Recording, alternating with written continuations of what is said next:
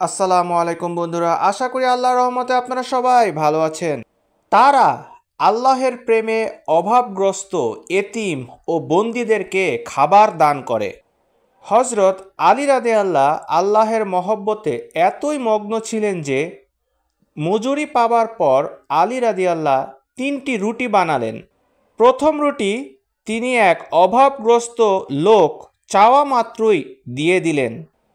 তারপর আসলো এক অনাথ শিশু এবং ভিক্ষা চাইলে তিনি দ্বিতীয় রুটি সেই শিশুকে দিয়ে দিলেন।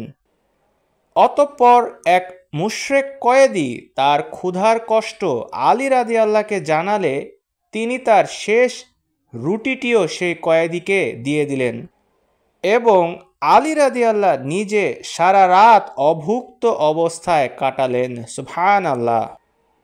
এই অভুক্ত অবস্থায় থাকার যে কি সুখ তা আলী রাদিয়াল্লাহু বুঝেছিলেন।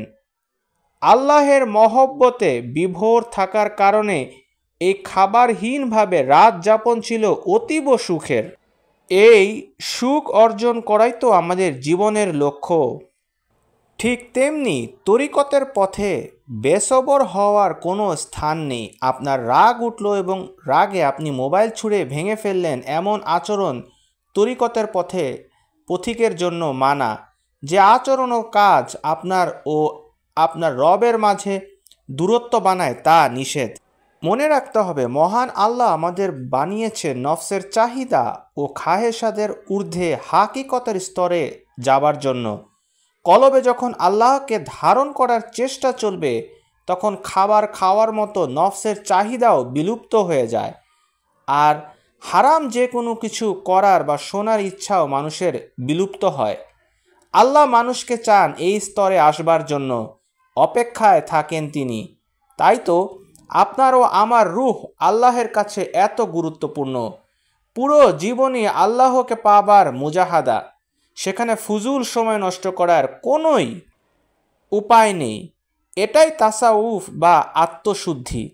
ইসলামের মূল লক্ষ্যই হচ্ছে কলবকে এমন করে বানানো যে হারাম কোনো কিছুই করতে ইচ্ছে হবে না, শুধুই পবিত্রতার পথে চলা। এটা বুঝে আসলে সব উত্তর মিলে যাবে। ইসলাম মানুষকে মজা দেয় না।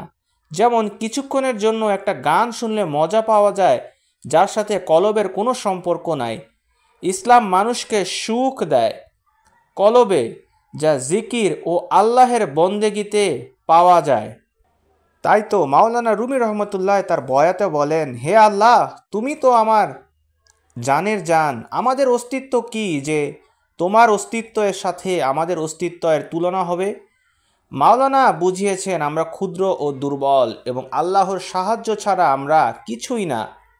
অনেকে মনে করে তাদের সাফল্যের পেছনে শুধু তাদের অবদান, অথচ সব কিছুই হয় আল্লাহর ইশারায়।